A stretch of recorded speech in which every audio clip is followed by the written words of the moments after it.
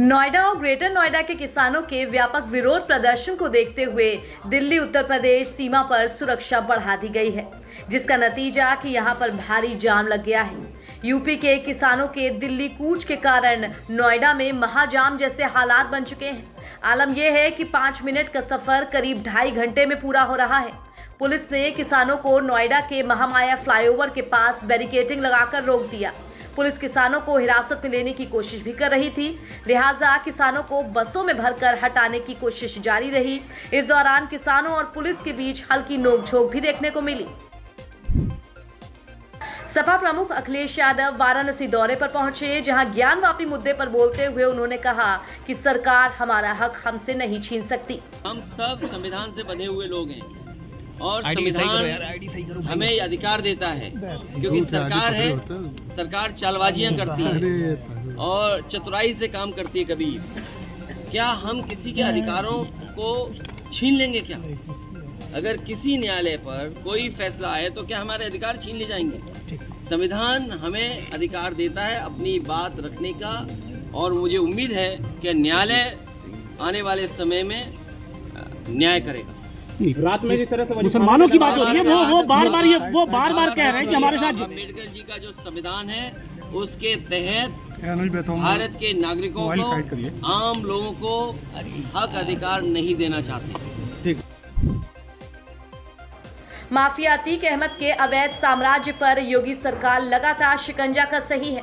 UP police ने greater Noida में बनी माफिया अतीक अहमद की आलीशान कोठी मन्नत को कुर्क कर दिया है।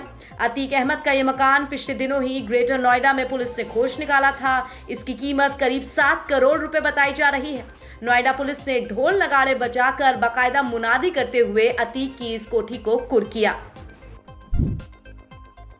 बद्रीनाथ धाम की यात्रा का अहम पड़ाव और पांडु नगरी के नाम से प्रसिद्ध जोशीमठ क्षेत्र की आध्यात्मिक नगरी पांडुकेश्वर में कुबेर देवता महोत्सव का आगाज हो गया। 7 दिवसीय इस आयोजन के दौरान बसंत पंचमी के दिन विशेष गाडू घड़ा उत्सव का आयोजन होता है। कुबेर देवता समिति पांडुकेश्वर द्वारा आयोजित इस देव उत्सव के पहले दिन सेना के बैंड और ढोल नगाड़ों के बीच भगवान कुबेर को पालकी में बिठाकर आदरपूर्वक कुबेर चौक तक लाया गया। उत्तर प्रदेश के मुख्यमंत्री योगी आदित्यनाथ के विधानसभा में किसी का नाम लिए बगैर दिए गए बयान कि पांडवों ने कौरवों से सिर्फ 5 गांव मांगे थे, लेकिन सैकड़ों वर्षों से यहां की आस्था केवल 3 जगह अयोध्या, काशी और मथुरा के लिए बात कर रही है।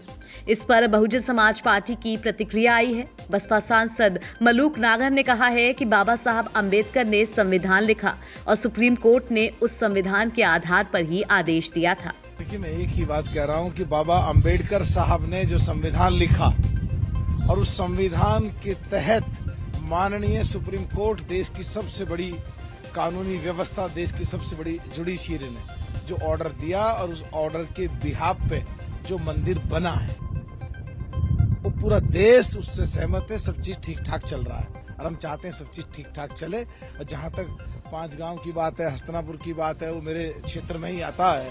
हम चाहते हैं देश कानून के हिसाब से मूव करे और कानूनी प्रक्रिया के अनुसार जो भी हो सकता हो हम उसे सपोर्ट करेंगे।